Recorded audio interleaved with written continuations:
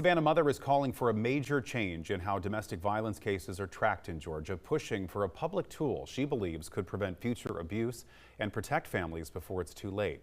WSAV's Isabella Baez spoke with her about the proposal and the personal experience behind it. Savannah Marchant is a survivor of domestic violence and now an advocate for others.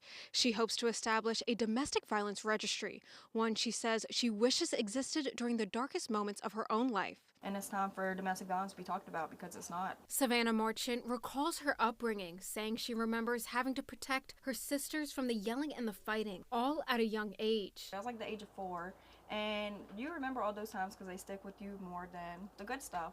But I remember the yelling, the fighting, the walls being broke, holes being busted. Remember having to go in to lock my sisters in the room so they couldn't hear. Now, years later, she is looking to create a domestic violence registry in Georgia, one that models after Tennessee's, where they have a public database that let people know who they might be letting into their home. According to the domestic violence database, 1 in 4 women and 1 in 9 men have experienced domestic violence, and 1 in 15 children are exposed to it. Helps us for not only the families, the people that go in it, the children, the adults, the men, but it helps us to make sure that we won't be able to be involved with that person. And if we do take that chance to be involved, we know the consequences that possibly could happen. Marchant then started a petition that reached more than 1,500 signatures in just a few weeks. She says people have been reaching out to her personally to share their own stories of domestic violence. It can not only give those victims their voice back to make sure like they feel heard, but it can protect the people that's going to be in that relationship. It can protect the children that's going to be in that household